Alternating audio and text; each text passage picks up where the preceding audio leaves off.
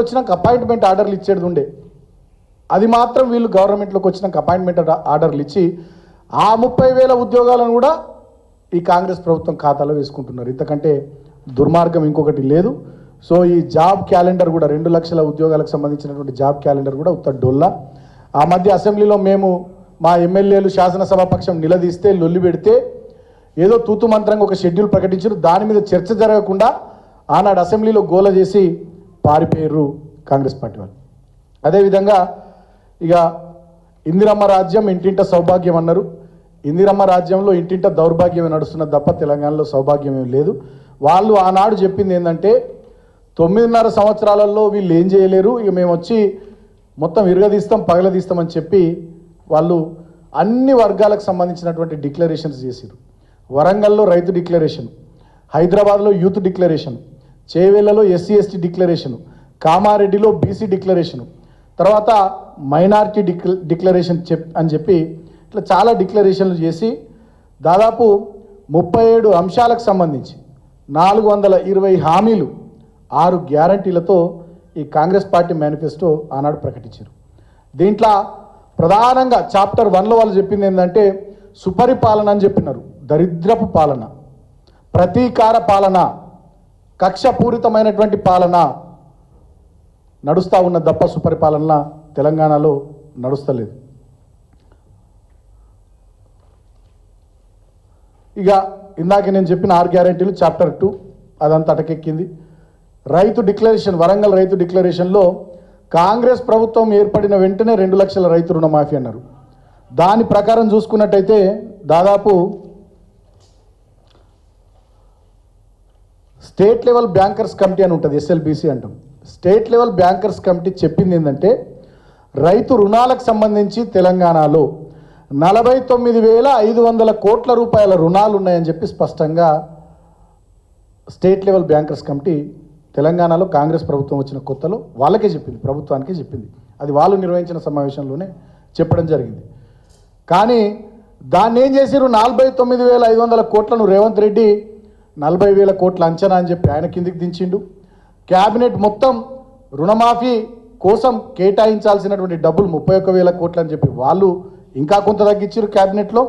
బడ్జెట్లో మొన్నటి బడ్జెట్లో చేసినటువంటి కేటాయింపులు రుణమాఫీకి సంబంధించి కేవలం 26,000 కోట్లు.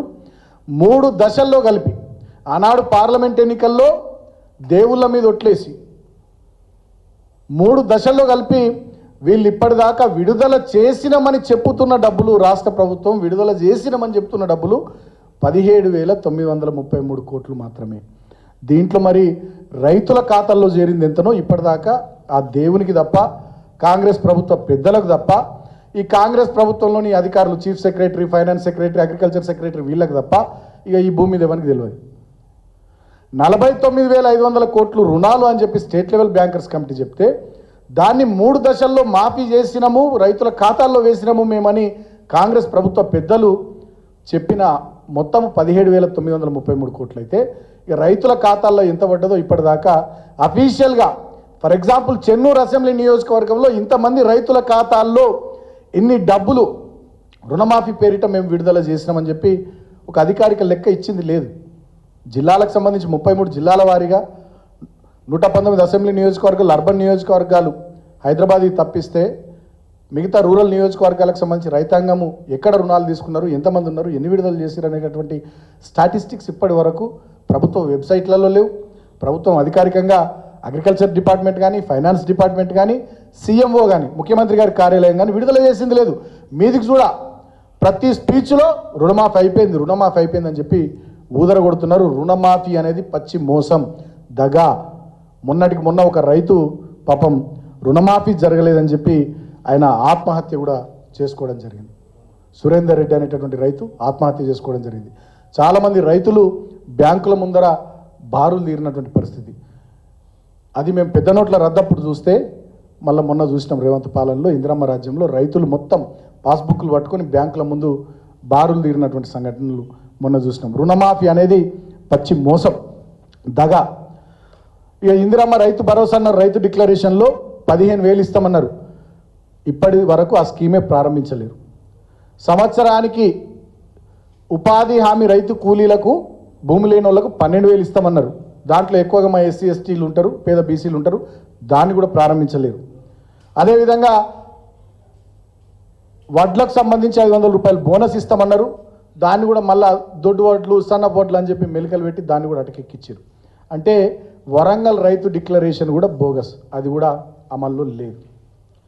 తర్వాత హైదరాబాద్ యూత్ డిక్లరేషన్, దాంట్లో నిరుద్యోగ నిర్మూలనకు సంబంధించి ఒక యూత్ కమిషన్ ఏర్పాటు చేసి విద్యా ఉపాధి అవకాశాలను మెరుగుపరుస్తాం, 10 లక్షల రూపాయల వరకు వడ్డీ లేని రుణాలు ఇస్తామన్నారు. అది ఇప్పటిదాకా అదేం స్టార్ట్ కాలేదు. 4,000 రూపాయల నిరుద్యోగ వృత్తి తెలంగాణ యువతకి ఇస్తామన్నారు, దాన్ని కూడా ప్రారంభించలేదు. ప్రతి ఏడాది జూన్ 2 నాటికి అన్ని శాఖల్లోని ఖాళీలతో జాబ్ క్యాలెండర్ ప్రకటించి సెప్టెంబర్ 17 లోపల నియామకాలు భర్తీ చేస్తామన్నారు. సెప్టెంబర్ 17 మరి నిన్ననే నియామకాలు భర్తీ చేసింది లేదు, పాడు లేదు, ఏమీ లేదు. 2 లక్షల ప్రభుత్వ ఉద్యోగాలకు సంబంధించి జాబ్ క్యాలెండర్ అన్నారు, అది కూడా బోగస్. ఎస్సీ ఎస్టీ బీసీ మైనారిటీలకు సంబంధించినటువంటి బ్యాక్లాగ్ ఉద్యోగాలు భర్తీ చేస్తామన్నారు, అది కూడా బోగస్. అమరవీరుల కుటుంబాలను ఆదుకుంటామన్నారు, అది కూడా బోగస్. ఫీజు రియంబర్స్మెంట్ అన్నారు, ఇప్పటిదాకా ఫీజు రియంబర్స్మెంట్కి సంబంధించి ఒక్క రూపాయి కూడా రాష్ట్ర ప్రభుత్వం వచ్చిన నాటి నుంచి 9 నెలల్లో విడుదల చేయలే. విద్యార్థులు మొత్తుకుంటున్నారు, ఆ విద్యా సంస్థలు నడిపే ప్రైవేట్ కాలేజీల వాళ్ళు కూడా మొత్తుకుంటున్నారు. అదేవిధంగా చదువుకునే ప్రతి యువతికి 18 సంవత్సరాలు నిండితే చాలు యువ మహిళా సాధికారత పేరిట వాళ్ళకు స్కూటీలు ఇస్తామన్నారు. రాష్ట్రంలో ముఖ్యమంత్రి రేవంత్ రెడ్డికి కుర్చీ దక్కింది, కానీ ఒక్క మహిళా తల్లికి 18 సంవత్సరాలు నిండిన ఆమెకు ఒక్క స్కూటీ రాలే ఈ ఇందిరమ్మ రాజ్యంలో.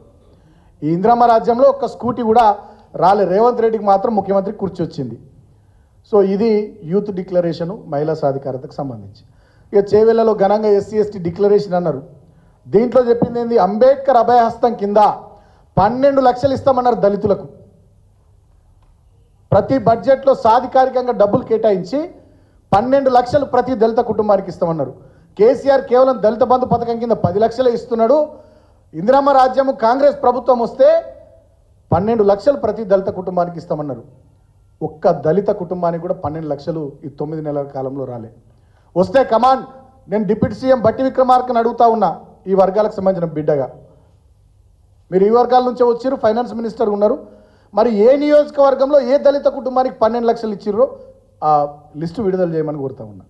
ముఖ్యమంత్రి గారిని కూడా, మరి నీ కొడంగల్ నియోజకవర్గంలో ఇచ్చిర్రా, బట్టి గారి మధుర నియోజకవర్గంలో ఇచ్చిర్రా, మంత్రులుగా ప్రాతినిధ్యం వహిస్తున్నటువంటి మీ మంత్రుల నియోజకవర్గంలో, మీ విప్పుల నియోజకవర్గంలో, లేదు దళిత బిడ్డ స్పీకర్ ప్రసాద్ గారు వికారాబాద్ నియోజకవర్గంలో ఏ దళిత కుటుంబానికి 12 లక్షలు ఇచ్చిర్రో మీరు ఆ వివరాలు విడుదల చేయాలని చెప్పి నేను కోరుతా ఉన్నా.